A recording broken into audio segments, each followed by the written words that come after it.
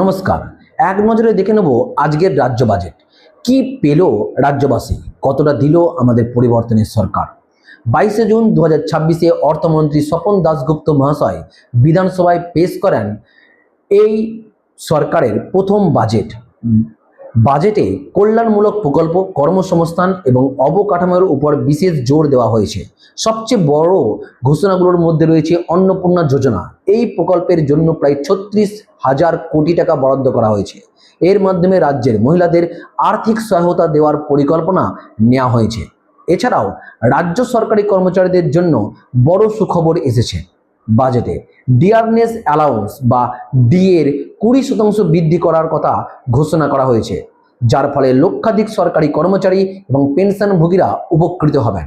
এই ক্ষেত্রে জানিয়ে রাখি, বর্তমানে সরকারি কর্মীরা 18% হারে মহার্ঘ ভাতা পান এবং ডিএর পরিমাপ 20% বেড়ে দেওয়া হবে 38%, যা 1 অক্টোবর থেকে এই বর্ধিত হারে ডিএ কার্যকর হবে।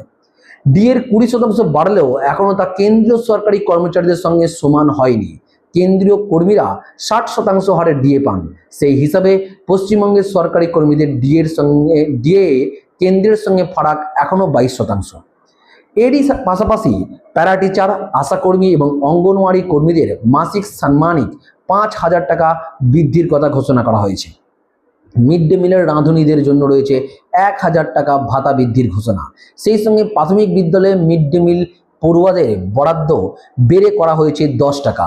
এছাড়াও home guard, civic volunteer, village police, green police এবং এনভিএফ কর্মীদের মাসিক বেতন 2,000 টাকা বৃদ্ধির কথা ঘোষণা করা হয়েছে। রাজ্য বাজেটের আওতায় গর্ভবতী এবং স্তনদায়ী মায়েদের সংবেদনশীল শ্রেণীকে অতিরিক্ত আর্থিক সহায়তা দিতে প্রধানমন্ত্রী মাতৃবন্দনা যোজনায় আর্থিক সাহায্য সহ মোট 21,000 টাকার আর্থিক সহায়তার কথা ঘোষণা করেছেন। তার পাশাপাশি গর্ভবতী মায়েরা 6টি পুষ্টি কিট পাবেন। কর্মসংস্থান এবং শিল্প বিকাশের ক্ষেত্রেও বড় পদক্ষেপ নেওয়া হয়েছে রাজ্য বাজেটে। রাজ্যে নতুন শিল্প স্থাপন, বিনিয়োগ আকর্ষণ এবং কর্মসংস্থান তৈরির লক্ষ্যে 40,000 কোটি টাকা উন্নয়ন তহবিল গঠনের কথা ঘোষণা করা হয়েছে। রাজ্যে 1 লক্ষ সরকারি শূন্যপদ পূরণ করা হবে। শূন্যপদে 33% মহিলাদের জন্য সংরক্ষণের কথাও ঘোষণা করা হয়েছে।